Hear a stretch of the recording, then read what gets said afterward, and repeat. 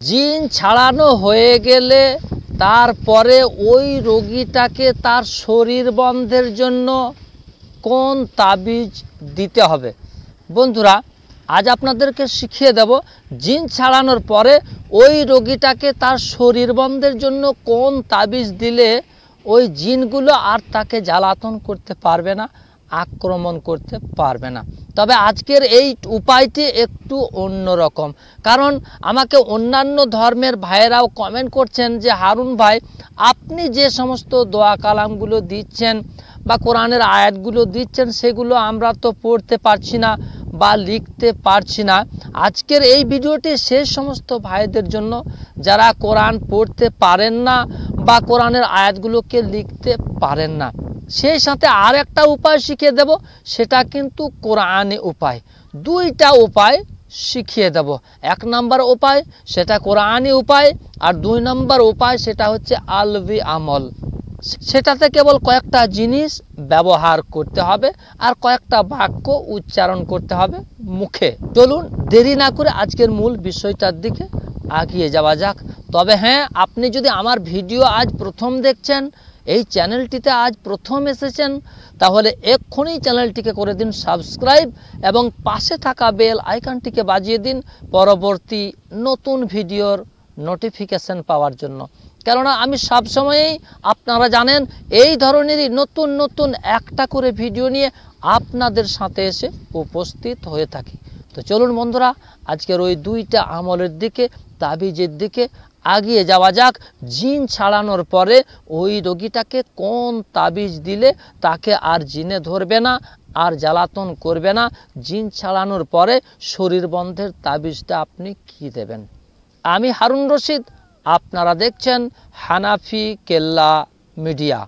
প্রথম এক নম্বর উপায় যেটি, সেটি হচ্ছে জিনটিকে ওই রোগীটার শরীর থেকে তাড়িয়ে দেওয়ার পরে ওই রোগীটাকে নিজে নিজেই 24 ঘন্টার ভিতরে কমপক্ষে 10 বার আজান পাঠ করতে হবে। যে আজান নামাজের জন্য পড়া হয়ে থাকে, ওই আজানটি রোগীটাকে নিজে নিজেই কম করে 24 ঘন্টার ভিতরে 10টি বার পাঠ করতে হবে, পড়তে হবে। কেননা হাদিসের মধ্যে পাওয়া যায়, যখন আজান দেওয়া হয় তখন শয়তান জিনগুলো সেখান থেকে হাওয়া খারিজ করতে করতে ভয়ে পালিয়ে যায়। এ কারণেই, কারণ আজানের শব্দগুলো তারা শুনতে পারে না, আর শোনার চেষ্টা করলে তাদের শরীরে কিন্তু আগুন ধরে যায়। এজন্যই তারা প্রচণ্ড কষ্ট পেয়ে সেখান থেকে চলে যেতে বাধ্য হয়ে যায়। এবার ওই রোগীটা যদি সারা দিনের ভিতরে 10টি বার আজান পাঠ করে, তাহলে তার কাছে আর থাকতে পারবে না, টিকতে পারবে না ওই জিনটি। 2 নম্বর উপায়, যে রোগীটার শরীরটিকে আপনি বন্ধন দিতে চাইছেন, বন্ধুরা আমি আগেই বলে নিচ্ছি, এটা কিন্তু কোনো দোয়া দরুদের ব্যাপার নয়। এটিতে একটা গাছের শিকড় চাই, আর এটি একদিনে হবে না, 2 দিনে এটি করতে হবে। আপনি একটা ধুতরা গাছের নিকটে যে কোনো দিন সন্ধ্যের সময় সূর্য ডোবার 5 মিনিট আগে চলে যাবেন।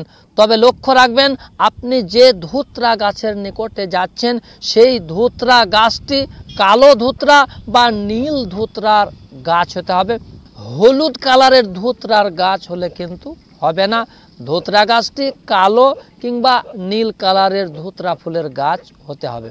আপনি ঠিক সন্ধ্যের মাগরিবের 5 মিনিট আগে, আজানের 5 মিনিট আগে ওই ধুতরা গাছের নিকটে গিয়ে ওই ধুতরার গাছটিকে আপনি 3 বার 3টি চিমটি দিন। এবার 3টা চিমটি দিয়ে ওই ধুতরা গাছটিকে যে কথাটি আপনাকে বলতে হবে, সে কথাটি হচ্ছে, আল্লাহ বড়, আল্লাহর হুকুম বড়, জাগ জাগ জাগ, যেই কাজে লাগাবো তোকে তার জন্য প্রস্তুত হয়ে থাক।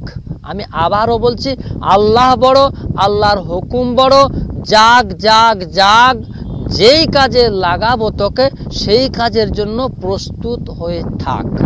একদিন আগে, সূর্য ডোবার 5 মিনিট আগে এই কালো ধুতরা বা নীল ধুতরার গাছটিকে আপনি 3টি চিমটি কেটে এই কথাটিকে বলে দিয়ে সেখান থেকে বাড়ি ফিরে চলে আসুন।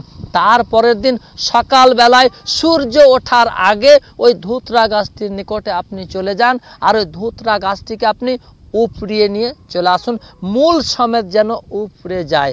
উপড়াতে আসানের জন্য ওই গাছের নিচে আপনি একটু পানি ঢেলে দিবেন, যাতে করে গাছের গোড়াটি নরম হয়ে থাকে, আপনার উপড়িয়ে নিতে সুবিধা হয়। মূল সমেত আপনি উপড়ে নেবেন।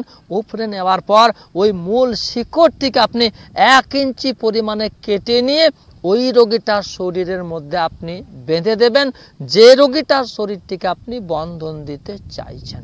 বন্ধুরা, এই ছিল জিন ছাড়ানোর পরে শরীর বন্ধন দেওয়ার তাবিজটি। ভিডিওটি আপনাদেরকে ভালো লাগলে অবশ্যই একটা লাইক, চ্যানেলে নতুন এসে থাকলে এক্ষুনি চ্যানেলটিকে করে দিন সাবস্ক্রাইব। দেখা হবে পরবর্তী আবার অন্য কোনো ভিডিওতে ইনশাআল্লাহ। সে পর্যন্ত আপনারা সকলেই ভালো থাকুন, সুস্থ থাকুন। ধন্যবাদ।